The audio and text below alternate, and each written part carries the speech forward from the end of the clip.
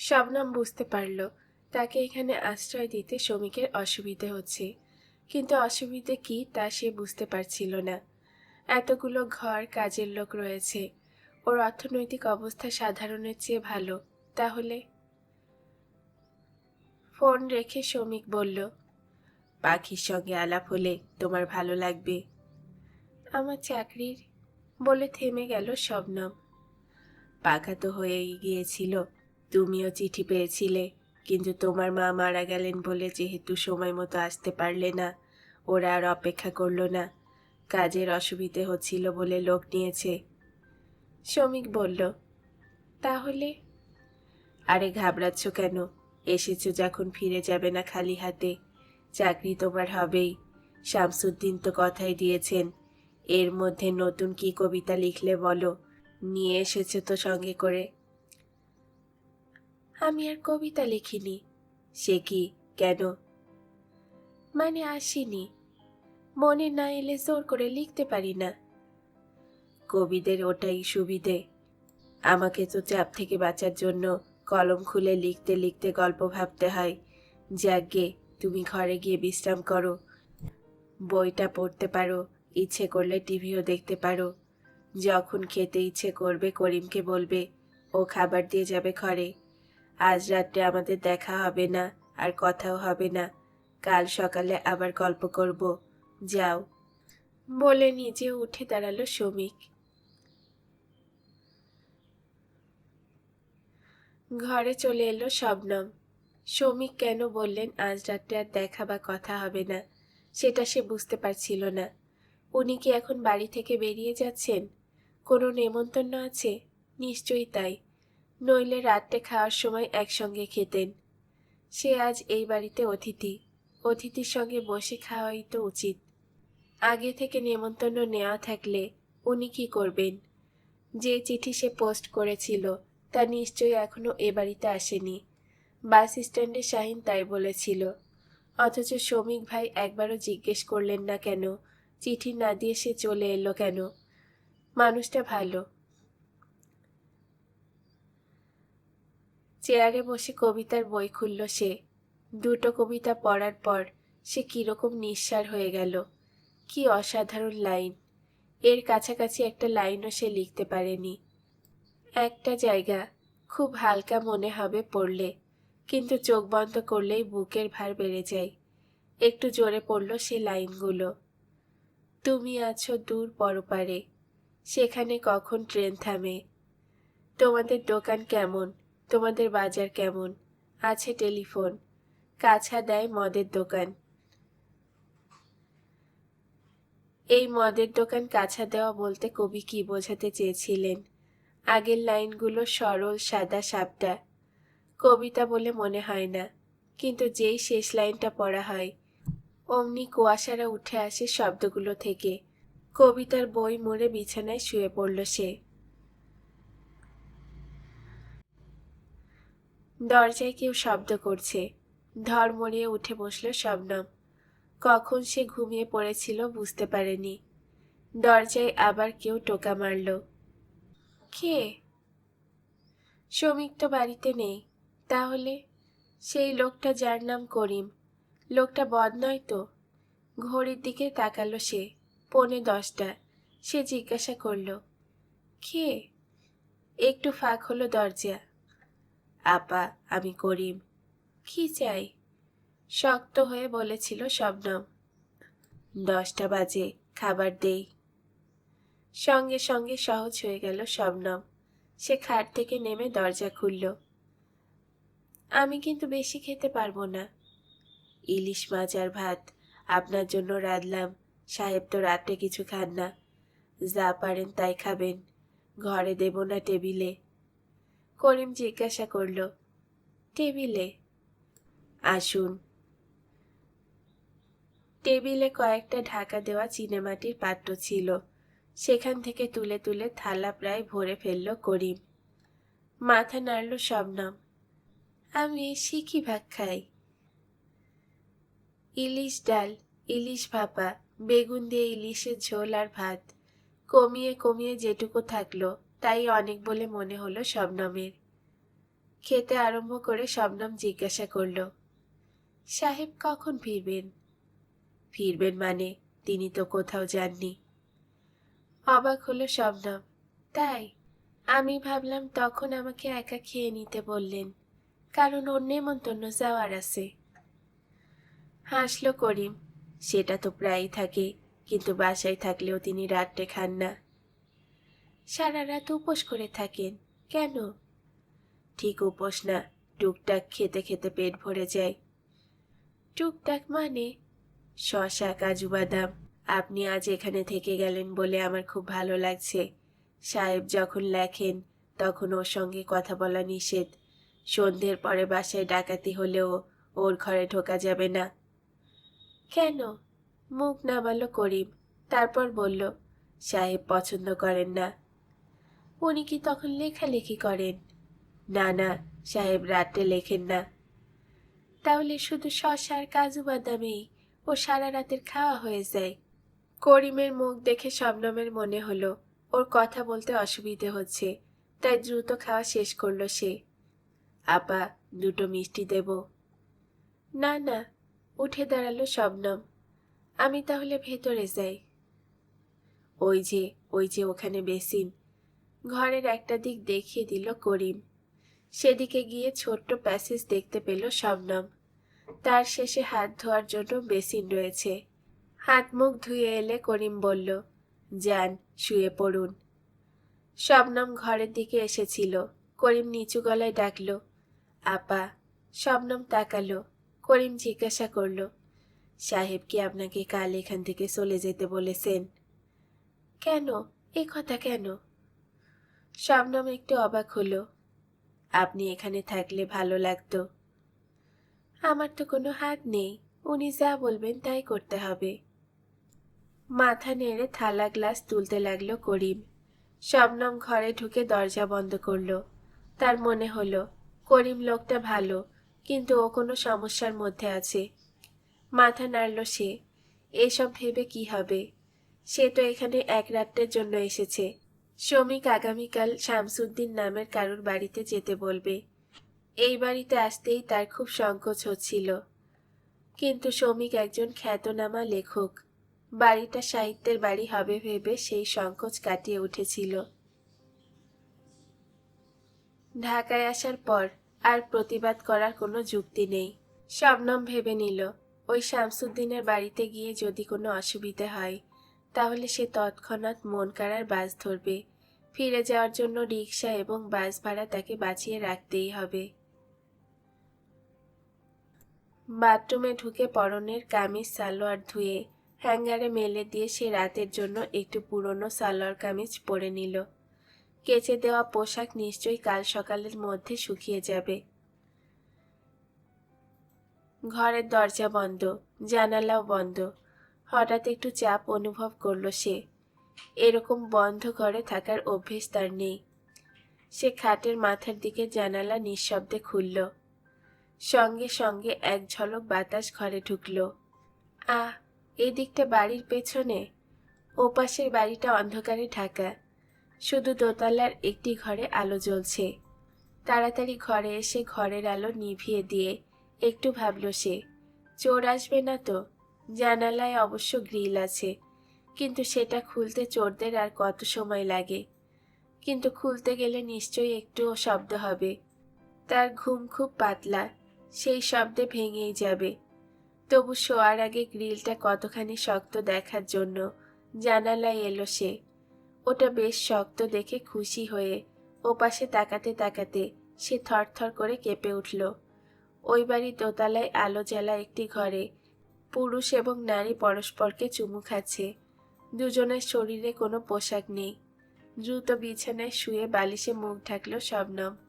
এই কি নির্লজ্জ ব্যাপার! এত রাত্রে বাড়ির ভেতর যখন ওটা করছে তখন নিশ্চয়ই প্রেমিক প্রেমিকা নয়। জানালা খোলা রয়েছে তা কোনো স্বামী স্ত্রী ভাববে না।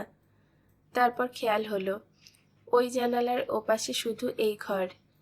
ঘরের জানালা বোধহয় সবসময় বন্ধ থাকে, ফলে ওদের দুশ্চিন্তার কারণ ঘটেনি।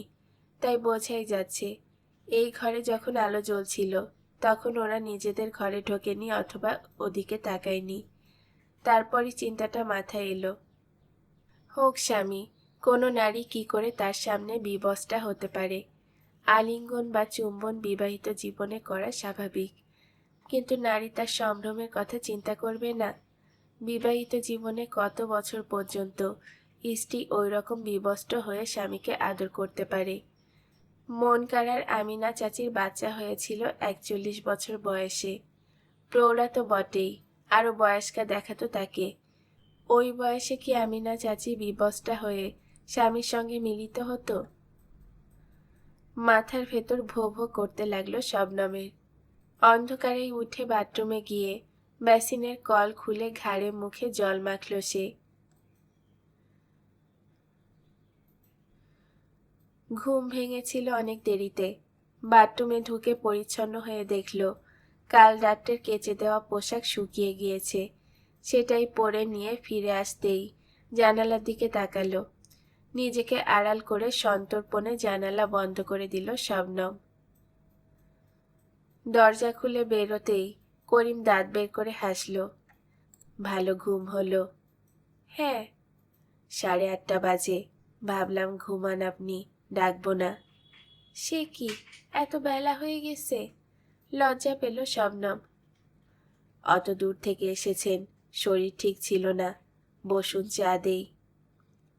চা না, আমি 1 গ্লাস পানি খাবো। সঙ্গে সঙ্গে সেটা এগিয়ে দিল করিম। চেয়ারে বসে 1 গ্লাস পানি খেয়ে নিল শবনম। তারপর জিজ্ঞাসা করল, সাহেব এখনো ওঠেননি? একগাল হাসল করিম। সাহেব তো ওঠেন ভোর 5টায়। 1 ঘন্টা হেঁটে এসে লিখতে বসেন, তখন আমি তাকে 1 কাপ চা আর বিস্কুট দেই। সকাল 9টা পর্যন্ত লেখেন, এখন লিখছেন। কত রাতে শুয়েছেন উনি? জানি না, যখনই শোন 5টায় ঠিক উঠে পড়েন।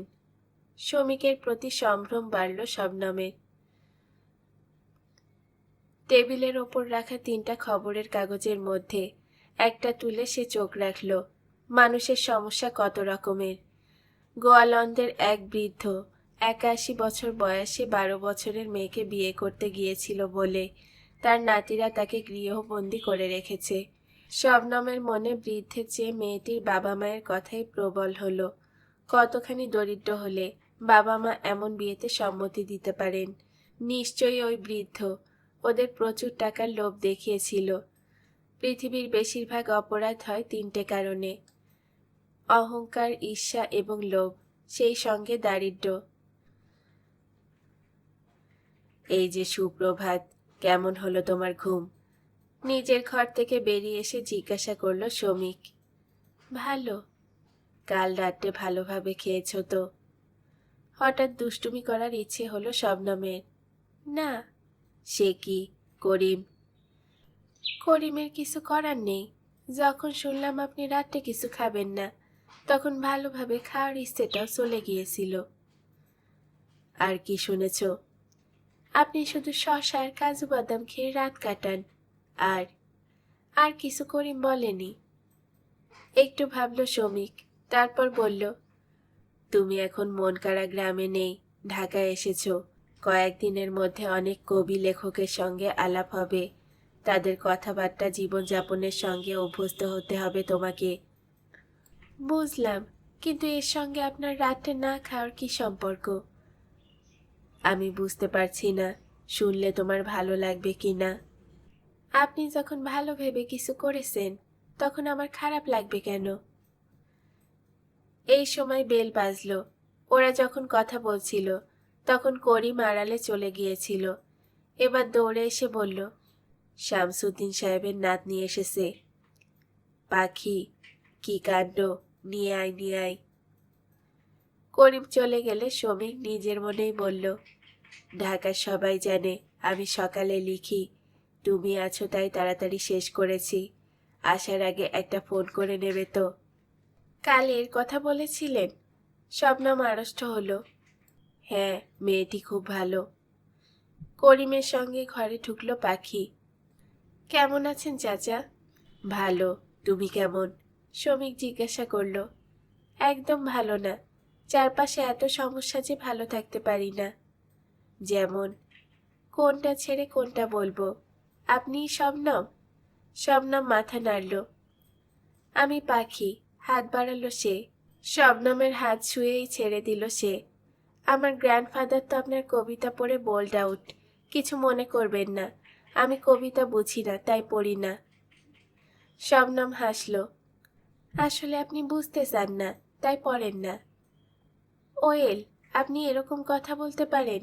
কবিতা ছাড়া পৃথিবীতে অনেক কিছু আছে যা নিয়ে আগে থেকে মাথা ঘামানো উচিত। আপনি তো আমাদের বাড়িতেই যাবেন, চলুন তাহলে, পাখি বলল। আরে, এসেই যাই যাই করছো কেন? চা খাবে তো? শ্রমিক বলল, না, কফি, দুধ ছাড়া, চিনি থাকবে। পাখি বলল, তুমি এখন কি করছো পাখি? শ্রমিক জিজ্ঞাসা করল। এতদিন কিছুই করছিলাম না, এবার করব। কি? আমাদের গ্রামে যাব। ওখানে মেয়েরা এখনো এক্সপ্লয়েটেড হচ্ছে। ওরা কোনোভাবে ঢাকায় এসে গার্মেন্টস ফ্যাক্টরিতে কাজ পেয়ে গেলে জীবন সার্থক হয়ে যাবে। কিন্তু কটা মেয়ে আসতে পারে? আর যারা আসে তাদের কজন ভালো আছে, তবু এরা টাকা পাচ্ছে। যারা আসতে পারছে না তাদের অবস্থার কথা কেউ ভাবছে না। আমি ওদের নিয়ে কিছু করতে চাই। পাখি বেশ জোর দিয়ে বলল। শামসুদ্দিন সাহেব রাজি আছেন? তাকে রাজি হতে হয়েছে, আমি জোর করেছি। কিরকম? তিনি যদি তার ছেলেদের স্বেচ্ছাচার মেনে নিতে পারেন অথবা বাধ্য হন, তাহলে আমার এই ভালো ইচ্ছেটাকে কেন মানবেন না? আমি মেয়ে বলে আপত্তি তুলেছিলেন, তর্কে হেরে গেছেন। হাসল পাখি। পাখির কথাগুলো শুনতে বেশ ভালো লাগছিল শবনমের। তারই বয়সী মেয়েটি, হয়তো 1-8 বছর ছোট হতে পারে, কিন্তু স্পষ্ট কথা বলে। এরকম তেজ কোনো মেয়ের মধ্যে দেখেনি সে। কফি নিয়ে এলো করিম, 3 কাপ। মুখে দিয়ে পাখি বলল, বাহ। তারপর শবনমের দিকে তাকিয়ে জিজ্ঞাসা করল, আপনাকে কি বলবো? শবনম। আমাকে পাখি বলে ডাকবেন। আজ দুপুরে আমাদের বাড়িতে আপনার লাঞ্চ, তারপর আপনাকে গেস্ট হাউসে নিয়ে যেতে হবে। শবনম অবাক হলো। গেস্ট হাউসে?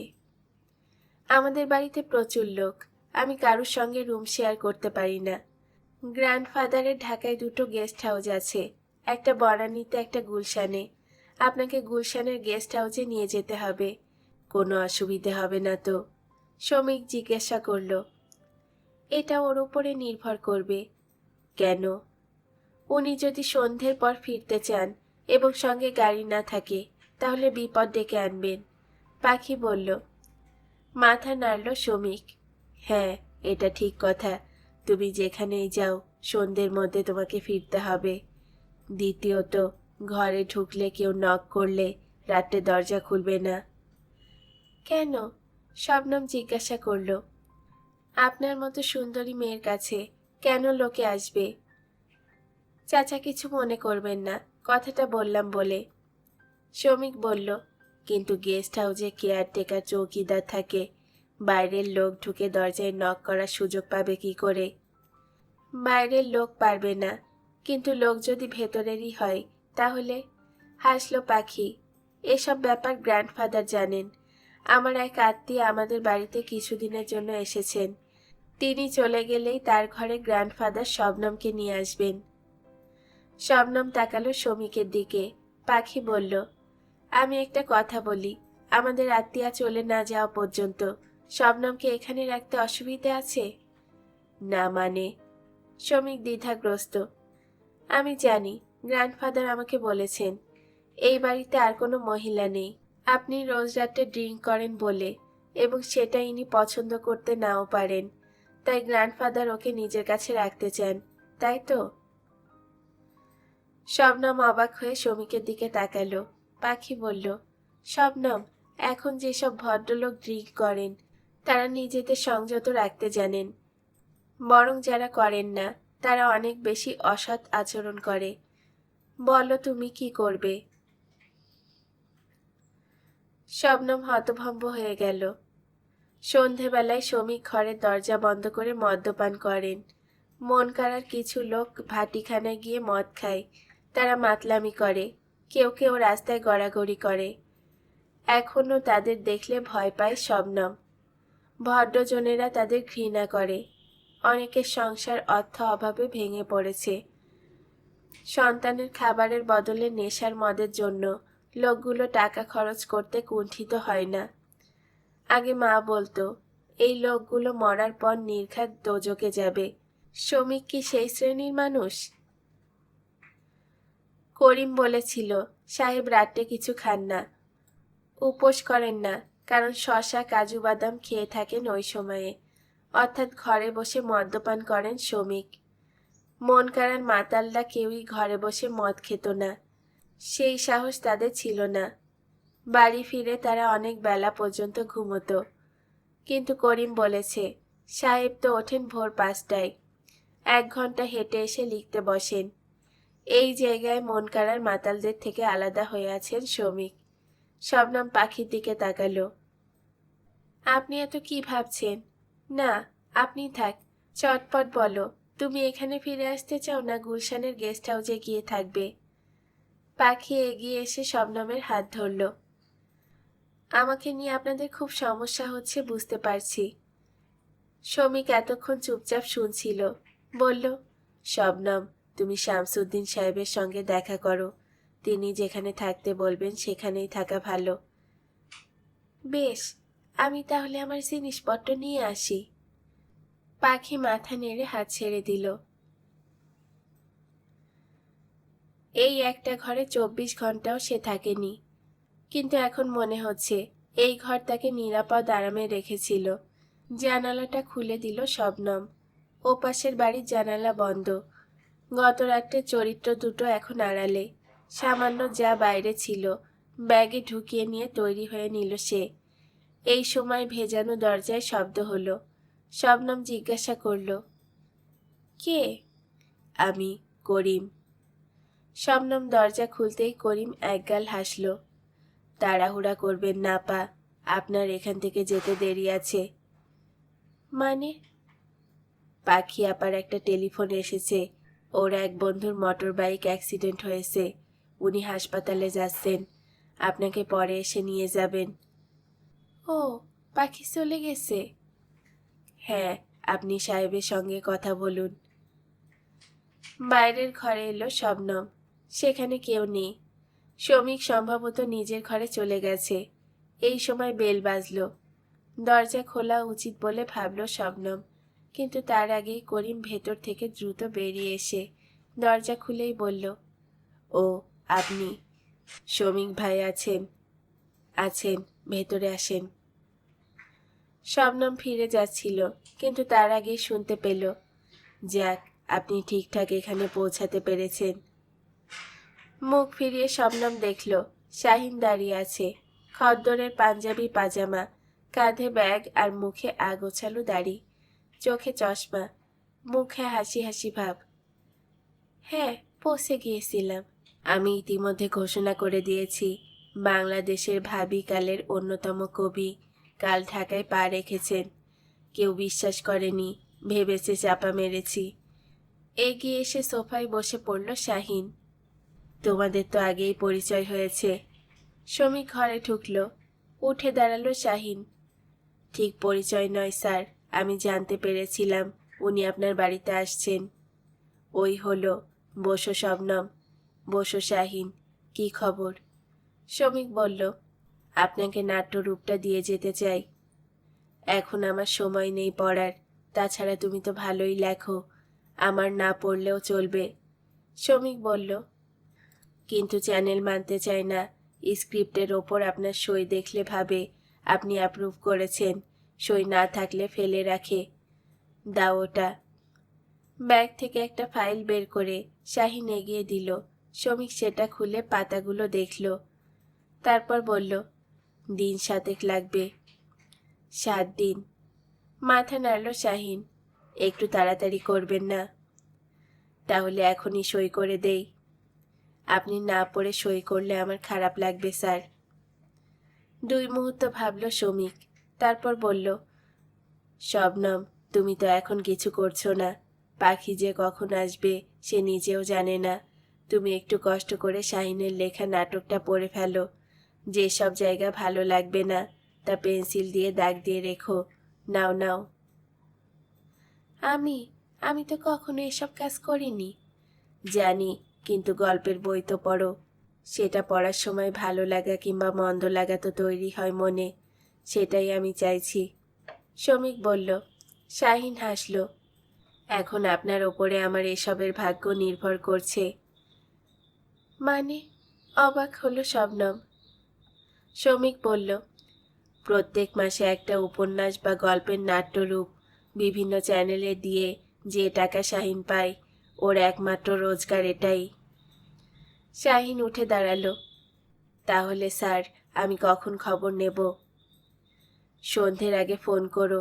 শবনম শামসুদ্দিন সাহেবের সঙ্গে দেখা করতে যাবে বলে কথা আছে। ইনফ্যাক্ট ওকে নিতে পাখিও চলে এসেছিল, কিন্তু ওর বন্ধুর অ্যাক্সিডেন্টের খবর পেয়ে তাড়াতাড়ি চলে গিয়েছে। তার যদি আসতে দেরি হয় এবং ইতিমধ্যে যদি শবনমের পড়া হয়ে যায়, তাহলে আজ বিকেলেই ওটা পেয়ে যাবে। শমিক উঠে দাঁড়ালো। শাহিন বিদায় নিলে স্ক্রিপ্টের ফাইলগুলো নিয়ে শবনম ঘরে চলে এলো। হঠাৎ নিজেকে বেশ দামি বলে মনে হলো তার। সে যদি খারাপ বলে তাহলে শমিক সই দেবে না এবং শাহিনের লেখা নাটক বাতিল হয়ে যাবে। টেবিলে ফাইল রেখে চেয়ার টেনে বসল শবনম। নাটকের নাম বুকের ভেতর হৃদয়পুর। চোখ বন্ধ করলো সে। কয়েকটা শব্দ তৈরি হয়ে যাচ্ছিল একটু একটু করে। হৃদয়পুর, হৃদয়পুর, বুকের ভেতর হৃদয়পুর। না থাক, চরিত্রলিপি প্রথম পাতায়। চোখ বোলালো সে। 5টি চরিত্র। যুক্তিবাদী যুবতী, ঘোর সংসারী মহিলা, ক্লান্ত বৃদ্ধ 2জন এবং একটি যুবক যার মদ খেলেও নেশা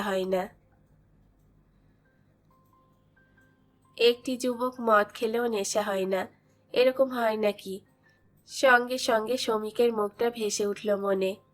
কাল গোটা সন্ধে রাতে শমিক মদ্যপান করেছে, কিন্তু তার নেশাগ্রস্ত চেহারা সে দেখতে পায়নি। আজ সকালে নিশ্চয়ই হাঁটতে গিয়েছিল এবং তারপরে যখন দেখা হয়েছে, শমিক একটি মার্জিত পরিশীলিত পুরুষের মতো আচরণ করেছে। অর্থাৎ মন কাড়ায় পরিচিত মাতালদের সঙ্গে শমিকের কোনো মিল নেই। সে শুনেছে মদ খেয়ে নেশা হলে মানুষ নাকি তার সব অভাব দুঃখ ভুলে যায়। তাই মাতালদের মদ খাওয়ার পেছনে বড় যুক্তি হলো ওসব ভুলতে চাওয়ার জন্যই তারা মদ খায়। অথচ শমিক চেনা মাতালদের মতো ব্যবহার করে না। যদি দুঃখ ভোলার জন্য পান করে তাহলে সেটা কিরকম দুঃখ? শমিক বিখ্যাত লেখক, এত বড় বাড়িতে একমাত্র কাজের লোক নিয়ে থাকে। শমিক কি কোনো মেয়েকে ভালোবেসে বঞ্চিত হয়েছে? অথবা বিয়ে করেছিল যাকে, সে কি দুঃখ দিয়ে ওকে ছেড়ে চলে গেছে? সেই কারণেই কি নিয়ম করে ঘরের দরজা বন্ধ করে পান করে? কোথায় মদ পায়? মন কাড়ার মতো নিশ্চয়ই এখানে ভাটিখানা আছে, কিন্তু সেই সব নোংরা জায়গায় গিয়ে সুস্থ অবস্থায় শমিক মদ কিনছে, এটা ভাবা যায় না। তাহলে কি করিম মদ কিনে আনে ওর সাহেবের জন্য? একটা লোক সন্ধে থেকে ঘরের দরজা বন্ধ করে শশা আর কাজু বাদাম দিয়ে মদ খেতে খেতে দুঃখ ভুলে থাকে না ঘুমোনো পর্যন্ত, এবং পরের সকালে একদম তরতাজা হয়ে লেখালেখি করে। তখন আর দুঃখটা থাকে না। কিরকম গুলিয়ে যাচ্ছিল শবনমের। সে মাথা নাড়ল, তারপর জোর করে নাটকে মন দিল। 40টা মিনিট লাগলো নাটক পড়ে শেষ করতে। যে যুবক পৃথিবীর দিক থেকে মুখ ফিরিয়ে নেশায় ডুবে যেতে চেয়েছিল, সে আবিষ্কার করলো মদ তাকে আক্রমণ করছে না। যে যুবতী প্রতিবাদের ঝড় তুলেছিল, একসময় তার মনে হতো সে বাঘের পিঠে উঠে বসেছে, সেই পিঠ থেকে নামা সম্ভব নয়, নামলেই বাঘ তাকে খেয়ে ফেলবে। যে 2 বৃদ্ধ সবসময় বেহেশতে যাওয়ার জন্য চিন্তা করেন, ধর্মচরণ করেন নিজের মতো, তারা আবিষ্কার করেন অনেক কর্তব্য করে যাওয়া হয়নি। যে সংসারী মহিলা নীরবে সংসার ধর্ম পালন করে চলেছেন, তার কোনো অভিযোগ নেই, উচ্চাশা নেই, মৃত্যুর পরে অজানায় পাড়ি দেওয়ার আকাঙ্ক্ষাও নেই। জীবিত অবস্থায় চারপাশের মানুষকে সুখী দেখতে চাওয়াতেই তার আনন্দ। দ্বিতীয়বার নাটকটি পড়ল শবনম। ঝরঝরে ভাষা, সুন্দর সংলাপ। হঠাৎ একটা কথা মাথায় এলো, কবিতায় যেমন দেশি বাংলার ব্যবহার হয় না, তেমনি এই নাটকের সংলাপেও করা হয়নি। তাই এই নাটক ঢাকায় বসে এখানকার চরিত্রদের নিয়ে লেখা হলেও কলকাতায় বসে লেখায় বলে দিব্যি চালানো যায়। মাটি মানুষের ছাপ নাটকে থাকবে না কেন? হয়তো এই চরিত্রগুলো সচ্ছল শিক্ষিত, কিন্তু তাদেরও তো নিজস্ব কিছু কথার অভ্যেস আছে। এই প্রশ্নটা শাহিনকে করা দরকার।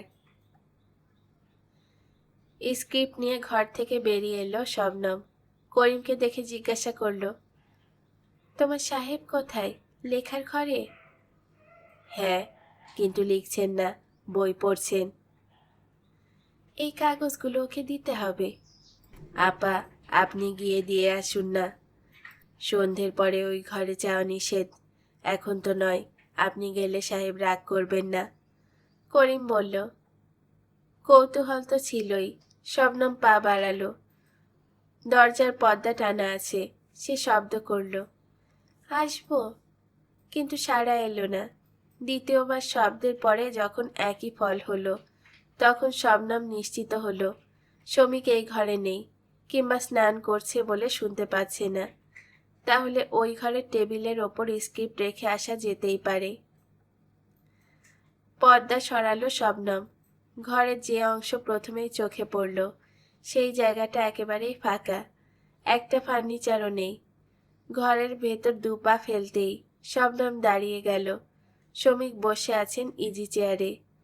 বসে আছে না বলে বলা যায়, আধশো অবস্থায় রয়েছে। বুকের ওপর একটা বই উপুড় হয়ে পড়ে আছে। শমিকের চোখ বন্ধ, গভীর ঘুমে তলিয়ে গেছে, তা দেখেই বোঝা যাচ্ছে। নিঃশব্দে টেবিলে স্ক্রিপ্টের ফাইল দেখে ঘুরে দাঁড়ালো শবনম। এখন সবে সকাল চলে গেছে, কিন্তু মধ্যাহ্ন আসেনি। এই সময় স্বাভাবিক মানুষ জেগে থাকেন। শমিক কি অস্বাভাবিক? সে কি অসুস্থ? শবনম বেরিয়ে এসে করিমকে বলল, তোমার সাহেব অসুস্থ, ডাক্তার দেখাতে বলো। করিম চিন্তিত হলো। কেন, জ্বর হয়েছে দেখলেন? একটু আগেও তো ঠিক ছিল। এই সময় যে মানুষ ঘুমায়, তার শরীর নিশ্চয়ই দুর্বল। হেসে ফেলল করিম। এইটা সাহেবের অভ্যেস, এত ভোরে হাঁটতে যাওয়া, তারপর এতক্ষণ ধরে লেখালেখির একটা ধকল আছে না। 1 ঘন্টা ঘুমিয়ে নিলে সাহেব আবার চাঙ্গা হয়ে যাবেন। থাকবে, আপনি তো এই বেলা এখানে থাকছেন, লাঞ্চে কি খাবেন বলুন? তোমরা যা খাবে তাই। আপনার কোন মাছ পছন্দ? হেসে ফেলল শবনম। করিম জিজ্ঞাসা করল, হাসছেন কেন আপা? আমি চা বিক্রি করে যা আয় করতাম, তা দিয়ে সংসারের ভাত জুটত। মাঝে মাঝে মলা আর পুঁটি মাছ ছাড়া দামি কোনো মাছ কেনার সামর্থ্য ছিল না। পছন্দ যে করব, সেই সুযোগ কোথায় ছিল? ও, কিন্তু কোনো মাছ খেতে ইচ্ছে করতো না? আপনি নামটা বলুন, আমি এক ছুটে নিয়ে আসব। বাজার এখান থেকে 2 মিনিটের পথ। করিম বলল, তোমার বাসায় কি কি আছে? করিম বলল, কাতলা, মেনি, পার্শে, পাবদা, কই, চিংড়ি আজ নেই। ও হ্যাঁ, বোয়াল আছে। বাবা, এত মাছ একসঙ্গে? শবনম অবাক। অন্তত 3 রকমের মাছ টেবিলে না থাকলে সাহেবের মন ভরে না। ও, আমি ওর যে কোনো একটা পেলেই খুশি। শবনমের কথার মাঝখানে ফোন বাজলো। করিম রিসিভার তুলে হ্যালো বলতেই পাখির গলা শুনতে পেল। শমিক ভাই অথবা শবনম আছে? ধরেন। করিম ইশারায় শবনমকে ডাকলো। পাখি আপা আপনাকে ডাকছে। শবনম রিসিভার নিয়ে জানান দিতেই পাখি বলল, আই এম সরি, আমি এখনই যেতে পারছি না। আমার ফ্রেন্ডের অবস্থা খুব খারাপ। পাঁজরের হাড় ভেঙেছে, মাথায় চোট লেগেছে, ডান পায়ের অবস্থা খুব খারাপ। এখনো সেন্স ফেরেনি। সেন্স না ফেরা পর্যন্ত আমি যেতে পারছি না। ও, তোমাকে যদি অন্য কেউ পৌঁছে দেয় তাহলে দিতে পারে, নইলে ওয়েট করো। আচ্ছা। তবে আমি তোমাকে সাজেস্ট করব, গেস্ট হাউসে থাকার থেকে শ্রমিক ভাইয়ের ফ্ল্যাটে থাকা অনেক বেশি নিরাপদ। লাইন কেটে দিল পাখি।